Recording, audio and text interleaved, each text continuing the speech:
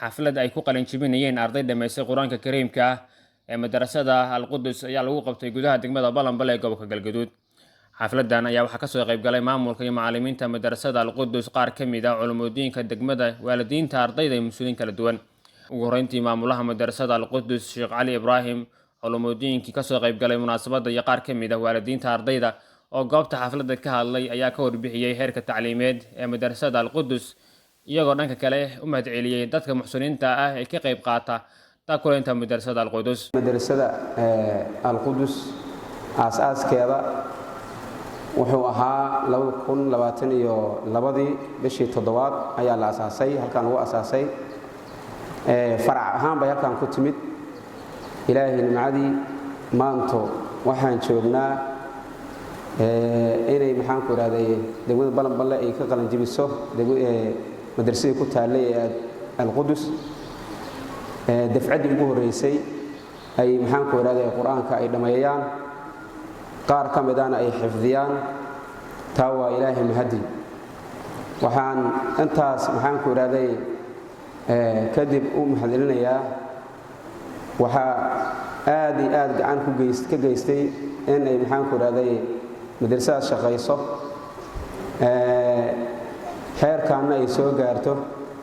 gabar la yiraahdo Ifraax Aamir, dambiga Allah dhaafo, khayr Allah siiyo, intay maxaan ku raadayay jeceshahay ilaahay u sameeyo adduunka fil nicma aakhira fil janna ilaahay u dhigo. gabadha ayay maxaan ku raadayay gacan ka geysatay. ayada kadib gabar khiyaar maxamed cigaal la yiraahdo kood aan u naqaano, ayadana gacan weyn bay ka geysatay. Abdulwali ayaa saddexeeyay, Abdulwali aan iraado Xasan. saddexda shakhsi ayaa maxaan ku raadayay muddo qayb weyn ka qaatay. madrasatul Qudus macallinkeeda iyo maamulkeeda iyo ardada iyo waalidiinta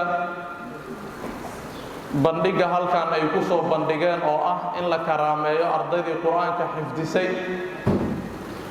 ardaydii soo baratay quraanka kariimka. canuga quraanka la baro ilmaha kale waa ka duwan yahay, waa ka dhaqan duwan yahay, waa ka wanaag badan yahay. quraanka kariimka qofka ilaahay subxaanahu wa tacaala xabadkiisa uu geliyo, laabtiisa uu geliyo, waa qof aad u nasiib badan. waxaan u mahadcelinaynaa macallin aadan oo ah macallinka madrasada Al-Qudus iyo dadka muxsiniinta oo ka qayb qaatay dhisidda iyo meelmarinta madrasadan iyo intaan inay soo gaarto. waxaan leenahay jazaakumullahu khayr, ilaahay khayr ha siiyo. waxaan halkan ka soo jeedin lahayn madrasooyinka magaalada ku yaal iyo dugsiyadu inay u diyaariyaan sida Al-Qudus u diyaarisay ardada, in loo diyaariyo xafladaha dhiirigelintaana loo qabto. waalidiintii intaan soo tabcaday oo ilmahan soo haysan ayaga laftirkooda waxay leeyihiin mahadcelin. qaar ka mid ah ardayda dhameysatay quraanka kariimka ayaa goobta xafladda ku soo bandhigay aqoonta ay barteen, iyagoo ugu dambeyntii goobta xafladda abaalmarino kala gedisan lagu guddoonsiiyey ardaydii kaalmaha kala duwan ka galay quraanka kariimka ee madrasada Al-Qudus. ربنا ولا تحملنا ما لا طاقة لنا به واعف عنا واغفر لنا وارحمنا أنت مولانا فانصرنا على القوم الكافرين. يقول لرحمة الغفور دوما سليمان هو الجبزوري.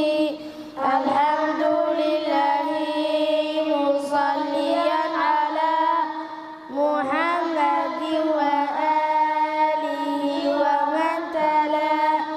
وبعد هذا النظم للمريد يقولون ربنا آمنا فاغفر لنا وارحمنا وأنت خير الراحمين. عبد السيد محمود عبد السيد شوكر، warbaahinta qaranka degmada Balanbale gobolka Galgaduud.